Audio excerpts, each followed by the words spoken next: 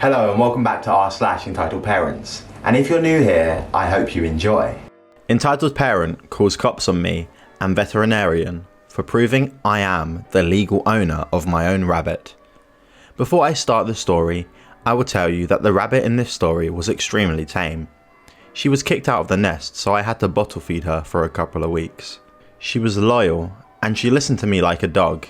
This made it so that I would be able to walk with her in public and even forests without her fleeing from me. She always had a harness on when I walked with her, and I had a leash for her. Now, onto the story. So, I was walking with my rabbit, from here on out, referred to as M, to the veterinarian, from here on out, referred to as V.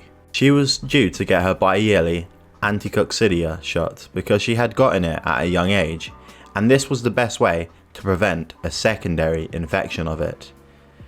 When I was not even 5 minutes away from the vets, it happened. A mum, the entitled mother, and her kid walked by. The kid suddenly tried to pick up my rabbit. She only allowed me to do it and bit everyone else who almost succeeded. Luckily, M got away from the entitled kid and ran towards me and started stomping. Entitled mother then walks up to me and says, "Thank you for stopping my kid's rabbit." I was absolutely dumbfounded at this reaction, so I instantly picked up M and put the leash on her harness, just in case. "Excuse me, his rabbit?" Entitled mother, "Yes, his rabbit, now hand him over." Me, "Wait, what gender did you say it was?" M was a female. Entitled mother, "A boy. Now hand him over before I call the cops." Me, "Oh, so now I can definitely tell that you won't leave me alone. So let's head to the vets to check if she is chipped. Then we will know who the actual owner is." Entitled mother, "It's a he and I don't accept this. Just hand him over or I'm going to call the cops." Me, "The cops will tell you the exact same thing I just did. If I tell them she is chipped, we will also go to the vets to check." I start walking towards the vet again, with my rabbit held tightly to my body. Entitled mother and entitled kid are following me. At the veterinarian's clinic, I check M in for her appointment, and don't have to wait a second because of the delay I got dealing with entitled mother and kid. The vet asked me why I brought entitled mother and entitled kid. I can't even start my sentence because entitled mother yells, "It's not his rabbit, it's my son's." Vet, "Oh, I see. I will get the chip reader to check the legal owner." M's chip is controlled and V asks for all of our IDs, and surprise, surprise, I come out as the legal owner. Entitled mum and entitled kid angrily walk out of the clinic, and I and the vet start the appointment. I was about to leave when a couple of cops and someone from the wildlife ambulance walk in, with entitled mother and entitled kid. Cop 1, "We got a report of a stolen rabbit." Vet instantly says this is a false report. We already read the chip and found the person who is the legal owner. The wildlife ambulance man then says that is exactly why he's there. "It's good you say you already checked the chip, so I will do the same from a neutral position." I and vet instantly accept this and let him check, but entitled mother intervened. The wildlife man reminds entitled mother that if she doesn't let him do his job, she's going to be charged for it anyway. Entitled mother, "But in the time that it took for you to come, they could have implanted a chip for this very reason." "No ma'am, that takes an hour for an implant, and you also have to put in the correct data. So if you don't mind, just let me do my job." The chip and everyone gets ID checked, and guess what happened? I was found to be the legal owner, and I got asked to press charges, which I happily did, and I got compensation that was almost enough for the appointment. The end. This has happened 5 years ago, and since then, my beautiful rabbit has died, luckily of old age, 1 year ago. And I was thinking back to our moments together, and that's what compelled me to write this story. I hope you liked it, and I hope you have a nice day. Karen sells a house that is not hers. Again, first of all, I don't speak English that well. Near my house, there is an abandoned house. The owner passed away. I don't know what year it was, maybe it was 2012. I met him before and he was a good man. He never had children, but he had nephews. After his death, a woman went to live in his house. Nobody said anything about it because neighbours used to think that she was his niece. But no, turns out she wasn't. The true nephew went to that house last week and found that Karen is living in the house that his uncle left him. Well, I live like 3 or 4 houses left to her, so I could hear her scream that she bought that house years ago and she has all the papers of that house and she is the owner. The truth? Another Karen sold her that house. She works in the town hall and got the papers of the house. When Karen number 1, we're going to call her Joanne now, and Sam, the true owner of the house, went to talk with Karen, she at first denied everything. Then the police went with them. Karen screamed that she had the right to do that because she did a lot of things for this town, and nobody was to claim that house after all. So she did it, and then she sold it. Sam reported Karen for property theft, and Joanne reported Karen for the scam. Karen got fired from her work as a counsellor, and now she's being investigated.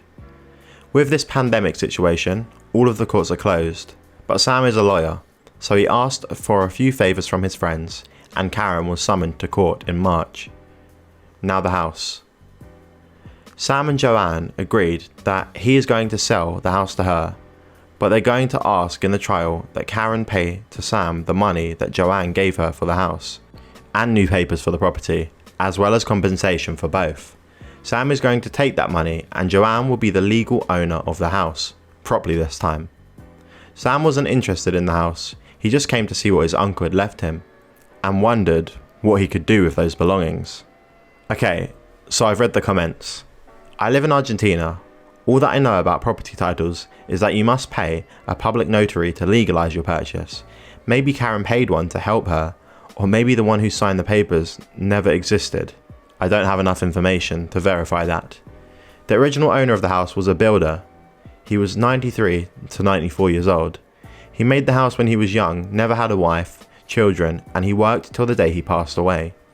I used to cut his grass for $1 or $2 when he lived there. In that moment, a child could be really happy with $1. He afforded me the opportunity to buy my first Sega with that money that he gave, and some of the money that my parents supplemented. He was a good friend of the neighbours around his house. The girl who lives in front of the house found him dead when she got into the house looking for him. Nobody saw him for about 2 or 3 days, then she went inside and found him. My town is in the middle of nowhere. It's a rural town. We don't have drinking water, gas, sewers, and the nearest hospital is 20 kilometres, but most people go to the capital city one that's 50 kilometres away. We have an elementary, middle and a high school in the same building, and none of the streets are paved. It's a town that usually old people choose to live in when they get retired, or the young people who live there is because they were born there. And the town hall, well, we've had the same mayor since 2000. He always wins. Karen lost once against him actually. It's a pretty town where you can see some cows and horses around the street, and it seems to have a lot of entitled people. Sam lives in Buenos Aires, which is Argentina's capital city, which is 500 to 700 kilometers from here. He's a city lawyer in the biggest city in this country, so he didn't really want a house in the middle of nothing, I assume. As far as I know, he came here to visit friends, and then he came to see the house. Maybe he remembered that he had a house here, or maybe he always knew and he just didn't have time to come before. And finally, regarding Karen, I don't know much of what happened. This is a town of maybe 10,000 inhabitants, segmented in 3 parts. There's a highway between the town and a closed neighbourhood that the town also administrates. I know that, thanks to her, we have a little medical clinic and a waste collection service. Or at least, she always takes credit for it. Also, over here there's a lot of empty land. You can go to the town hall and ask for some land, and they tell you that you only have to fence it off and pay its taxes, and it's yours, without papers. I don't know if anyone around here has done that. I'm not going to ask somebody, hey, how did you get your land? but I'm sure some people do. If I hear anything more about the trial or this story, I'm going to do an update. But for the moment, I'm saying that Karen is getting investigated to know if this is the first or the only house that Karen had sold. Again, English is not my first language, so if there are any mistakes within the story, I'm still learning it. And I'm actually using Google Translate. Thanks for the time. Have a good day or night. Entitled Mother wants me to stop treating my young adult children as adults. Obligatory, I'm on mobile. English is my first language, feel free to point out any grammatical errors. So a little backstory is in order. I have 2 young adult children living at home, ages 18 and 19. They both work and go to college. I trust my kids. I trust their decision making skills. When they graduated high school and turned 18, new rules were put into place. No curfew. Just call me and let me know if you're going to be out all night so I don't worry about you. You can call me at any time for a pickup, no questions asked. Just don't be stupid and drink and drive. Yes, your significant other can sleep over, or come over for the weekend. Just let me know what's going on. Pay a small amount of rent during the summer when you're working full time, and pay your part of the car insurance. You have your chores, I have mine. We all work together. I tell them if they're being jerks, and they listen to me. In turn, I listen to them. There is very little fighting or arguing in my house.